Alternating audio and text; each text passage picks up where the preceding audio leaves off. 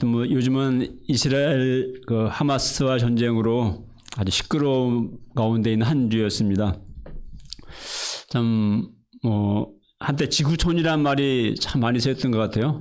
그 말이면 굉장히 이제 전쟁 냉전이 끝나고 뭔가 이제 세계가 왕래하고 정말 지구촌과 같은 시대였는데 다시금 세상은 연이은 분쟁과 또 전쟁의 소식들 또 점증하는 전쟁의 기운들로 참 걱정스럽고 또 어수선한 가운데 있습니다.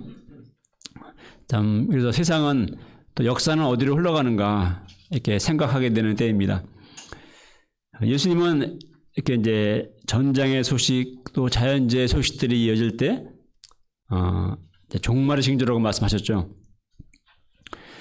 분명한 것은 세상은 종말을 향해 가고 있고 종말의 때에는 점점 더 가까워지고 있다는 것입니다. 그러니까 이런 때일수록 우리는 정말 멀리 바라보는 시야를 가지고 또 하나님 나라의 소망을 두고 우리가 믿음으로 살아가야 할 것입니다. 오늘부터 출애굽기 말씀을 배우게 되었습니다. 출애굽기는 말 그대로 애굽, 그러니까 애굽을 탈출한 이야기죠. 노예 생활을 하던 이스라엘 백성이 출애굽을 하고 하나님을 섬기는 제사장 나라, 또 거룩한 백성의 삶으로 나아가는 이야기입니다. 출애굽기의 이야기는 오늘 우리의 이야기이기도 합니다.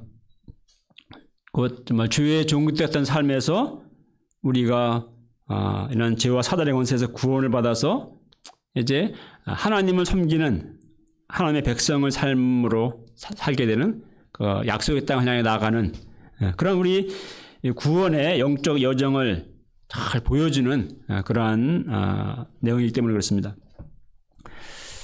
출애굽 공부를 통해서 우리 모두 주의 종된 삶에서 떠나 하나님이 보여주시고 하나님이 인도하시는 약속의 땅을 향해 나아가는 하나님 나라 백성들의 삶을 살게 되기를 기도합니다. 자, 1절을 보십시오. 출애굽기는 요셉의 초청을 받아서 이제 애굽으로 내려간 야곱의 12아들들의 이름으로부터 시작이 됩니다. 12아들을 비롯한 총 야곱 가족의 숫자가 몇 명이었죠? 70명이었습니다. 이렇게 이제 애굽에 이주하고 이제 세월이 흘러서 그 시대의 사람은 다 죽고, 한 세대는 다 가죠. 그리고 이제 세월이 흘러 약 400여 년의 세월이 지납니다. 그때 이스라엘 백성이 어떻게 되었어? 7절 읽어보겠습니다. 시작.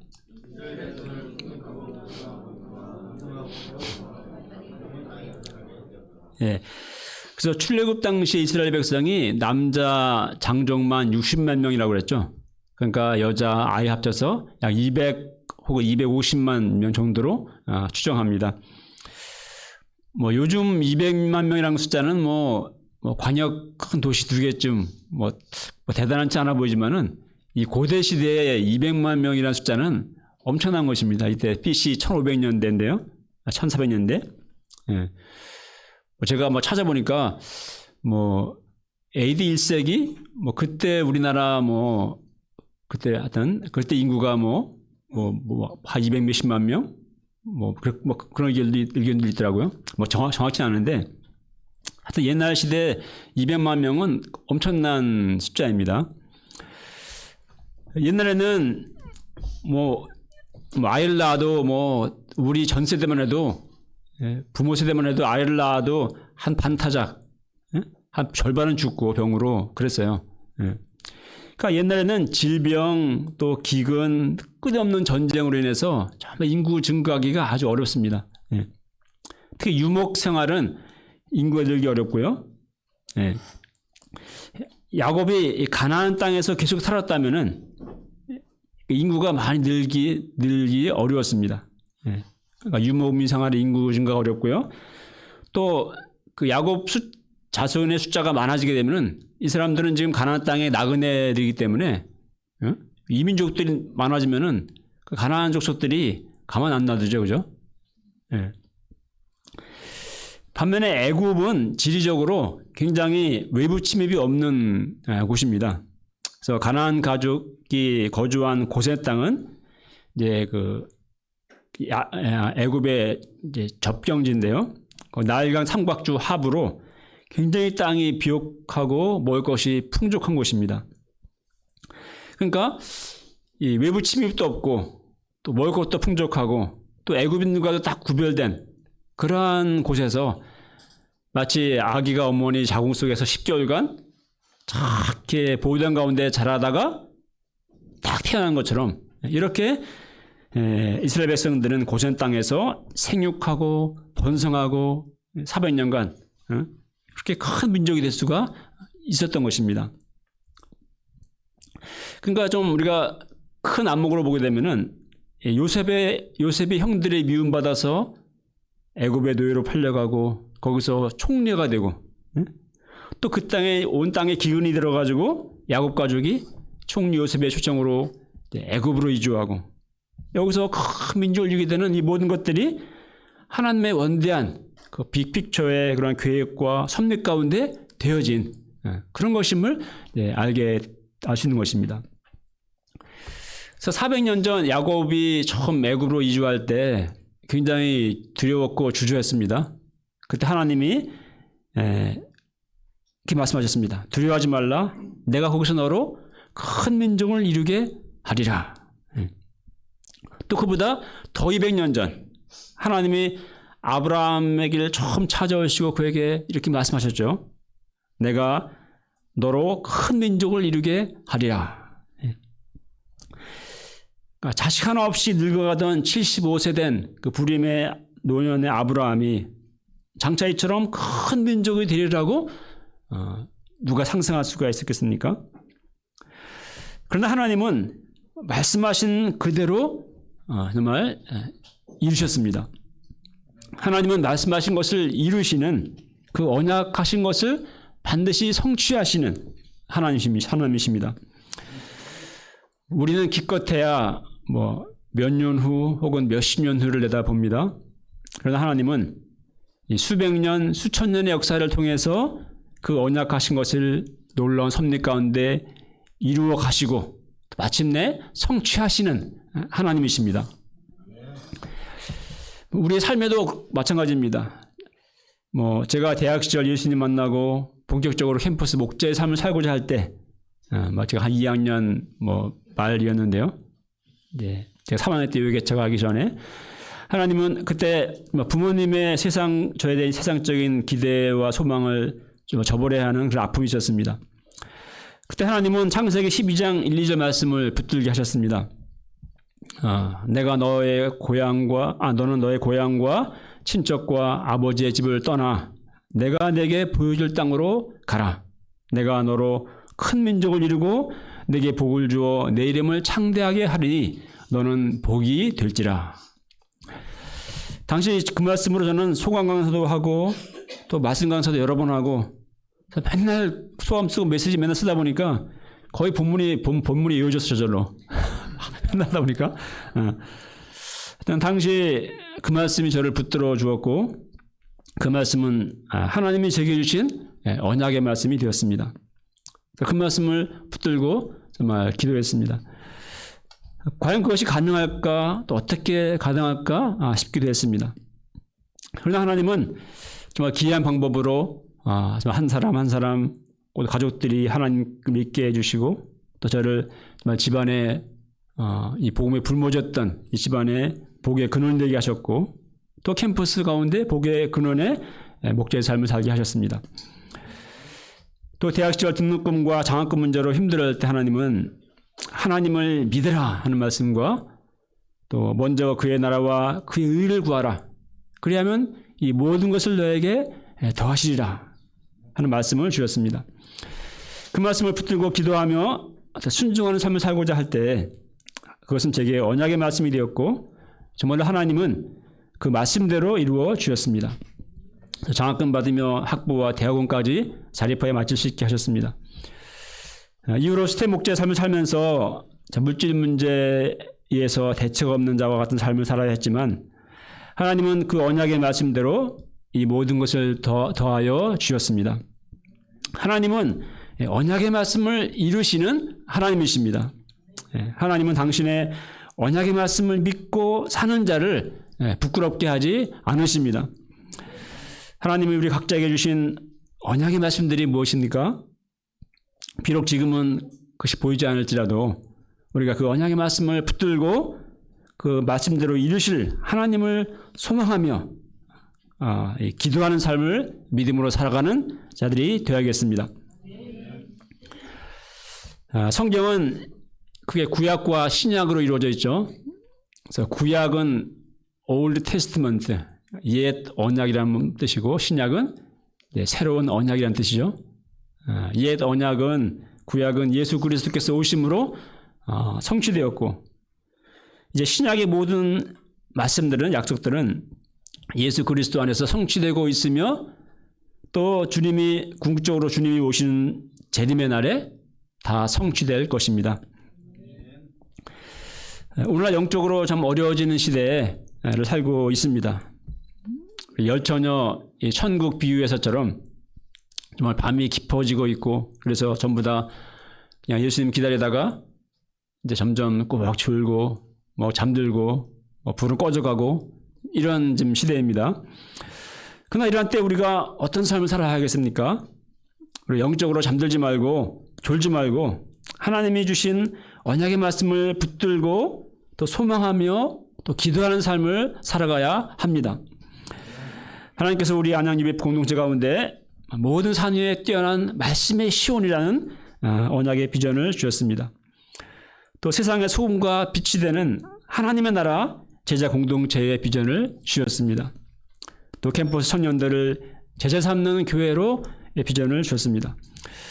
우리가 주님이 오시는 그날까지 하나님 우리에게 주신 이 언약의 비전 또 하나님 나라의 비전과 소망을 붙들고 기도하며 이를 위해 힘쓴 삶을 살아가기를 기도합니다. 8절에 보겠습니다. 이제 세월이 흘러서 그 유명한 그 나라를 구한 그 총리 요셉을 알지 못하는 그러한 이제 새 왕이 일어나 애국을 다스리는 때가 되었습니다. 근데 왕은 이제 번성해지고 강해진 이스라엘 자손 때문에 위협을 느끼게 돼요. 이들이 우리보다 더 많고 더 강하다. 그러니까 이들을 더 번성하게 놔뒀다가는 이 전쟁이 날 경우에 이들이 적과 연합해서 우리를 치고 이 땅을 나갈 것이다 하는 두려움을 갖게 됩니다. 그래서 이스라엘 백성이 이제 나가는 것도 원치 않고 계속 이제 적당한 선에서 자기들이 통제 가능한 선에서 이제 붙잡아두면서 그 노동력을 착취하는 이렇게 이제 하고자 하는 것이죠. 그래서 이스라엘 자손의 증가를 억제하고자 이제 고심 끝에 한 가지 방법을 쓰는데 그것은 무거운 노동의 짐을 지워서 삶을 괴롭게 하는 것이었습니다. 그래서 왕은 11절에 보면요, 국고성 즉 군량미나 전쟁 물자를 보관하는 그 성인 비돔과 라암셋 성을 이제 건축하는 토목 건축 행사 그 건축을 하게 합니다. 저녁인 삶이 되어야 자식도 생기고 낳고 하는데 농사일에 또 건축 공사 중노동에 또 야근에 이렇게 막 파김치가 되게 만들므로써 자식을 낳고 기를 겨를이 없게 하고자 한 것이죠. 그런데 결과가 어땠습니까? 12절을 보겠습니다. 시작.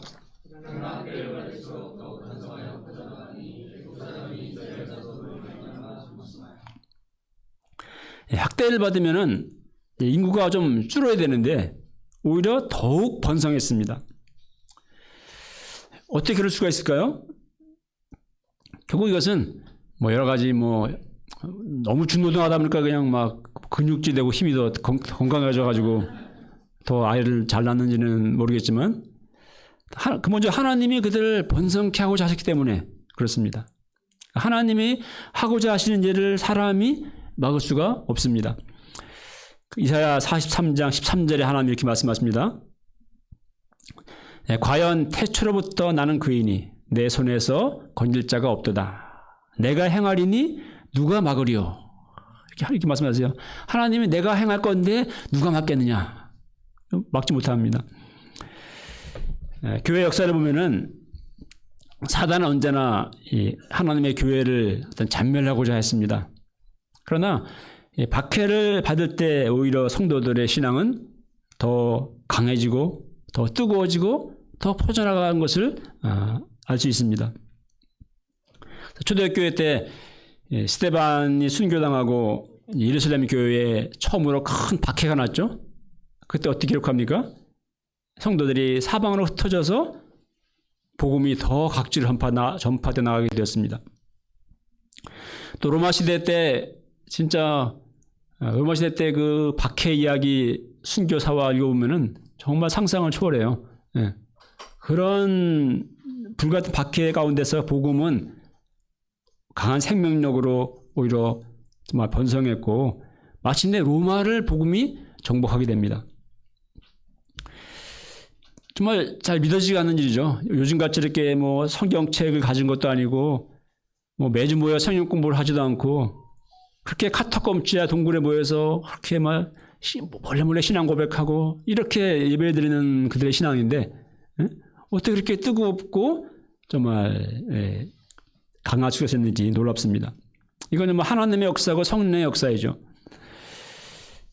오늘 우리는 뭐 피부로 못 느끼지만 사실 전 세계적으로 보면 각지에서 기독교 박해가 많이 일어나고 있고 또 심해지고 있습니다. 뭐 아프리카, 인도 같은 데서는 수시로 막 납치당하고 막 스몰 신자들이 살해당하고 뭐 참수당하고 이렇게 순교당하는 일들이 지금도 많이 벌어지고 있습니다. 뭐 서구 사회는 이런 박해는 종교 자유의 시대지만은 요즘에는 뭐 차별금지법 같은 것으로 이제 어떤 법적으로 그런 우리 기독교인의 신앙의 어떤 우리의 입을 막아버리는 전도를 금지하는 이런 식의 어떤 새로운 또 사단의 전략으로 좀 영적인 박해와 도전들이 되고 있고 그래서 우리나라는 아직까지는 괜찮은데 지금 서양 사회들은 굉장히 이런 것 때문에 아주 우리 기독교 신앙을 굉장히 아주 이제 어려움 가운데 처하게 하고 있습니다. 오늘날 기독교 신앙은 공산주의, 공산주의는 철천지 원수가 기독교죠. 공산주의, 또 무슬림, 또 세속 문화, 또 과학주의, 젠더주의 등으로부터 공공이 적이 되어서 공격을 받고 있습니다. 그러나 예수님이 신앙 고백한 베드로에게 이 반석교에 내 교회를 세우리라 하시면서 하신 말씀이 무엇입니까? 음부의 권세가 내 교회를 이기지 못하리라 그러셨죠? 그렇습니다. 거짓은 결코 진리를 이기지 못하고 무너뜨릴 수 없습니다. 어둠의 빛을 이기지 못하고 아무리 사탄의 권세가 복음의 진리를 대적하고 공격한다 할지라도 결코 예수님의 교회를 이기지 무너뜨리지 못할 것입니다. 주님이 오시는 그날까지 복음은 계속 전파될 것이며 하나님의 백성들은 번성하고 또 퍼져나갈 것입니다. 이제 왕의 계획은 실패로 돌아갔습니다. 이제 이런 식으로는 안 되겠다 싶어서 이제 왕은 좀 더 공격적이고 이런 방법을 시도합니다. 그것은 은밀히 히브리 산파들을 고용해서 해산을 도울 때 상황을 잘 봐서 아들이면 죽여라 하는 명령을 내립니다. 그러니까 이게 뭐 계속 죽이면 안 되겠죠? 그럼 다 들키니까 뭐 산파들이 예를 들어서 뭐 한 10명의 애를 받으면 그 중에서 한 2명, 2-3명 죽여라 뭐 이렇게 하지 않았을까? 그래야지 뭔가 적절하게 산하지 하면서 이제 좀 들키지 않으면서 할 수 있겠죠? 자, 그런데 산파들은 어떻게 했습니까? 17절을 읽어볼까요? 시작.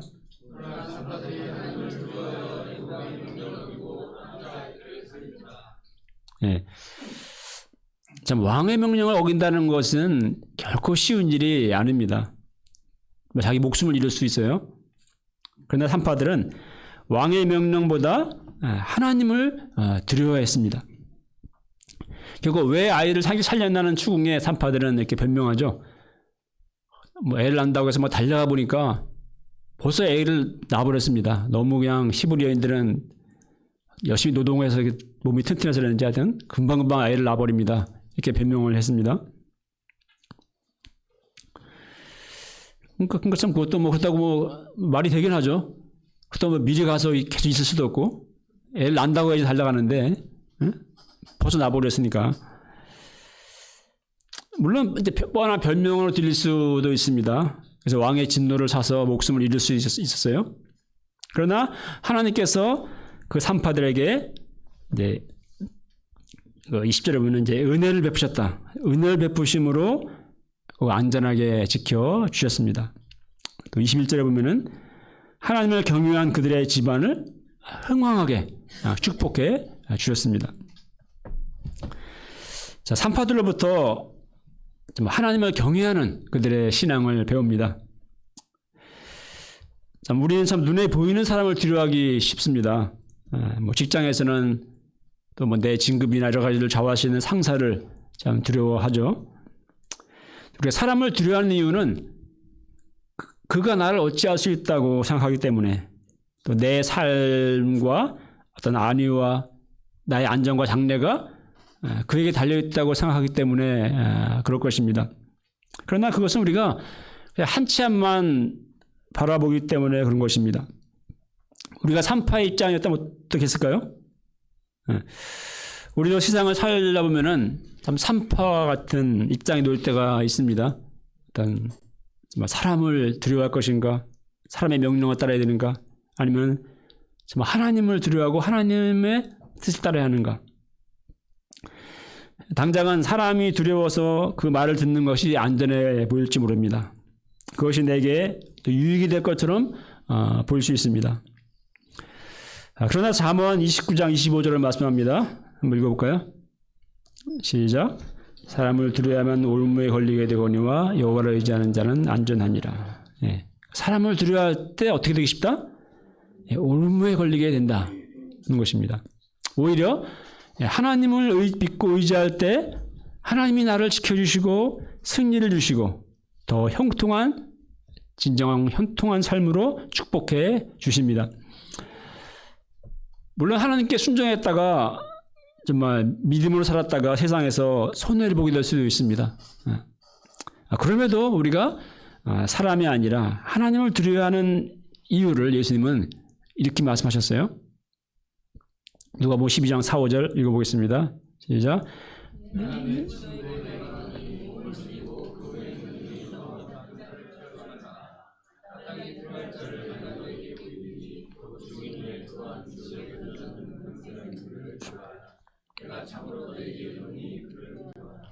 예. 정말 우리가 두려워해야 할 분은 하나님이십니다. 예. 우리의 영혼을 구원하기도 하시고 또 지옥에 던져 넣으실 수도 있는 하나님을 우리는 정말로 두려워하고 경외해야 합니다. 우리가 산파들처럼 사람보다 하나님을 두려워하고 경외하는, 그래서 하나님 앞에서 사는 자들이 되어야 하겠습니다. 왕의 두 번째 방법도 실패로 돌아갔죠. 이제는 이렇게 좀 이런 식의 방법으로는 이제 안 통하고 마땅한 방법이 없어요. 이제 바로 왕은 극약 처방을 내립니다. 22절을 보겠습니다. 시작.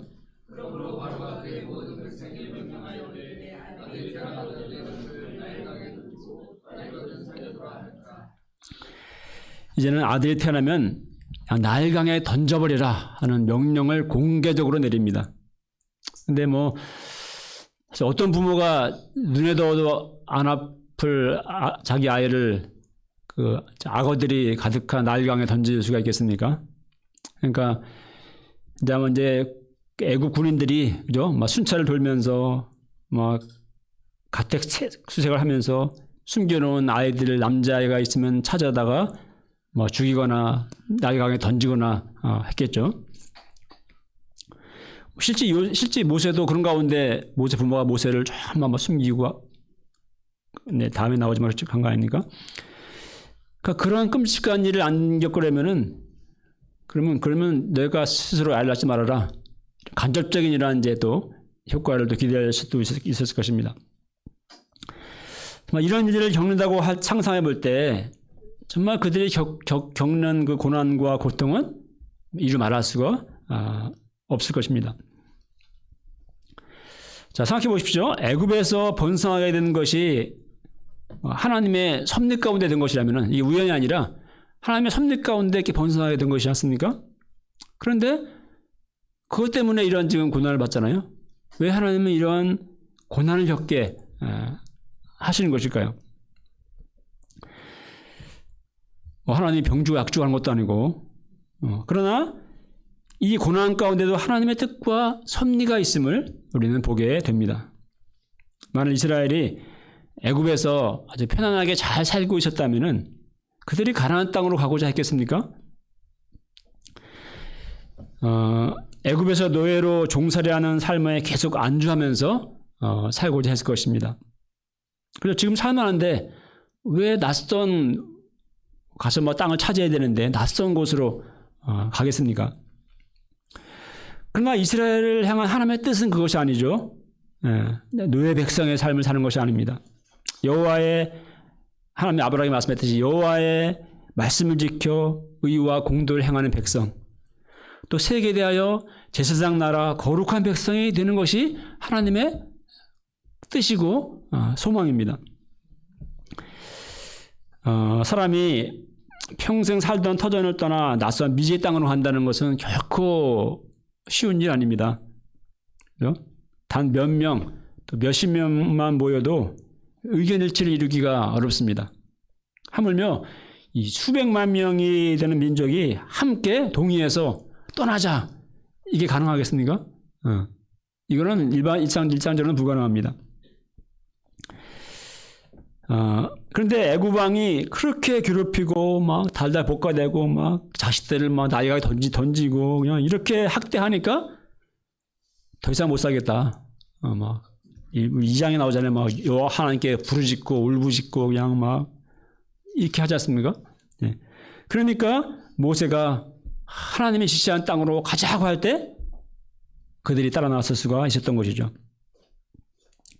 저는 이거 생각할 때 저는 우리 큰형님 가족이 예수님 믿게 된 생각이 납니다. 우리 큰형님은 우리 집안의 장손이고 막내인 저보다 12살이나 나이가 많아요. 이제 띠동갑인데, 그래서 제가 참 늘 전도하고자 기도하고 노력하지만 참 마땅히 전도하는 게 쉽지 않았습니다. 늘 이렇게 기도만 할 뿐이었습니다. 그런데 집안에 어떤 문제로 인해서 작은 아버지와 어머니와의 갈등이 생겼고 어느 명절날 그 작은 어머니에게 멱살 잡히고 욕을 먹는 일을 당하게 되었습니다. 작은 아버지 집은 우리 아버지는 일찍 돌아가셨기 때문에 이제 우리 집안의 어린이였고 골수 불교 집안입니다. 그래서 그 영향력 때문에 절대 제사를 지내야 됐어요. 그런데 그날 당한 일로 큰 모욕감과 마음의 상처를 입은 큰형님은 에라 이제 제사 안 지내겠다.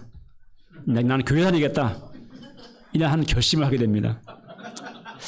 그러니까 이거는 뭐 제가 전도사가 아니라 거의 홧김에 또 반발심에 또 방패막이로 이렇게 근데 교회 가면 제사 안 지내야 되니까 이제 피난처로 여러 가지로 이렇게 해서 신앙생활을 결단한 것이죠. 그래서 제가 이제 인터넷 검색해가지고 이제 각 근처에 있는 적당한 교회를 딱 이제 알려줬는데 거기 교회 갔더니 교회는 웬만한 교회 되는데 그 드럼이 있는데 드럼을 친 사람이 없는 거예요. 우리 큰형님이 너무 음악을 좋아하고 드럼을 좋아해가지고 그 밭에다가 악기실 만들어 놓고 맨날 드럼 치고 하는 일을 지냈었거든요. 가니까 이제 드러머가 필요한 거예요.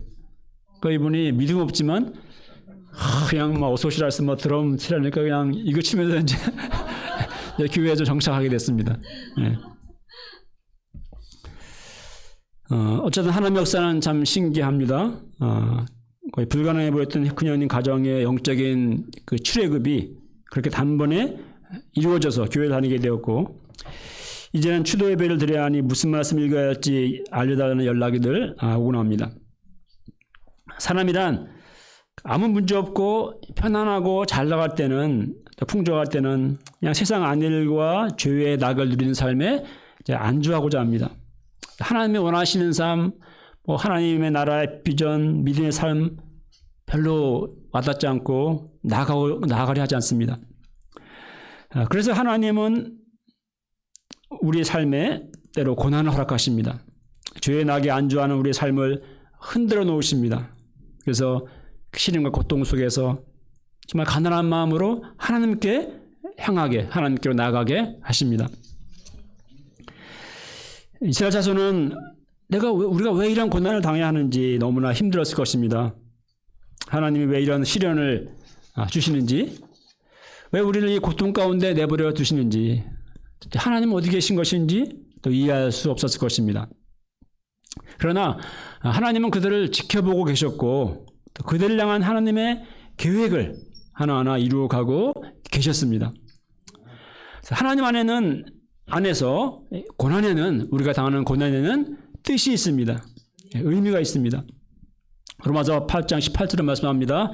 다 함께 읽겠습니다. 시작.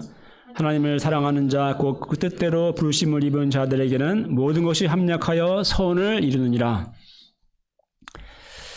누구나 고난 없는, 또 실패 없는 삶을 원합니다.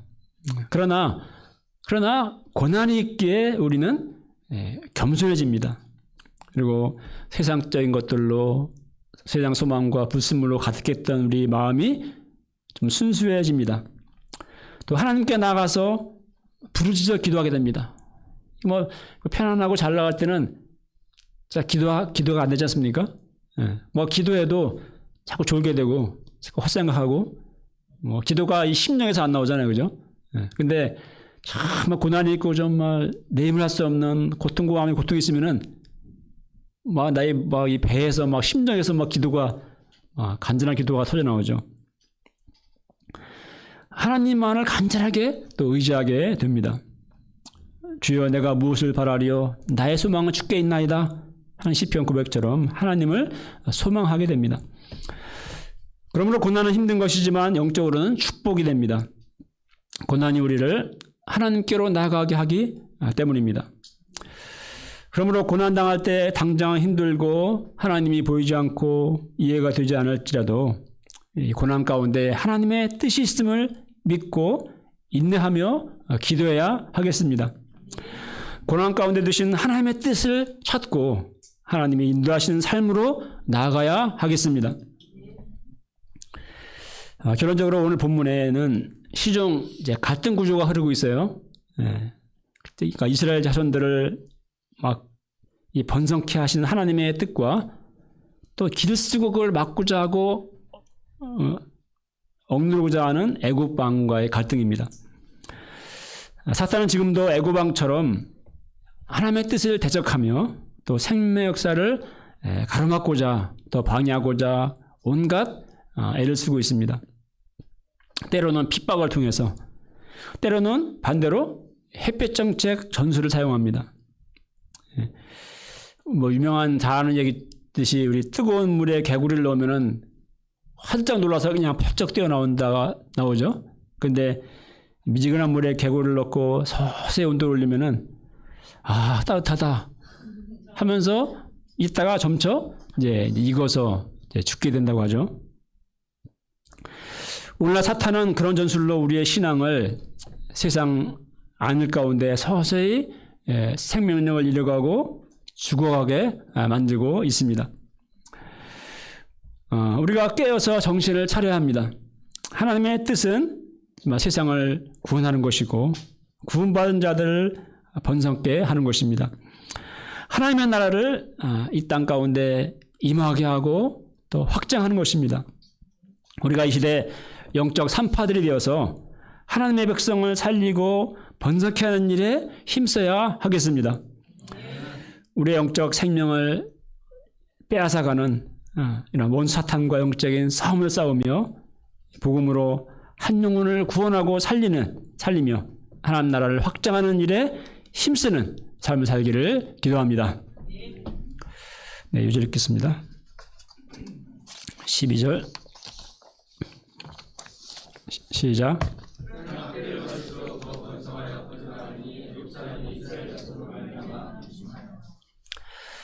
하나님은 말씀하신 것을, 언약하신 것을 이루시는 하나님이신 것을 믿습니다. 우리가 하나님의 만약에 말씀에 소망을 두고 말씀을 붙들고 살아가는 또 삶을 살게 도와주십시오. 참 고난 가운데 하나님의 뜻이 있음을 믿습니다. 우리가 고난 중에서 하나님의 뜻이 있음을 믿고 하나님의 인도하심을 참 인도하신 삶으로 나아가는 또 저희 삶을 살아갈 수 있도록 하여 주시기를 기도합니다. 예수님의 이름으로 기도합니다. 네.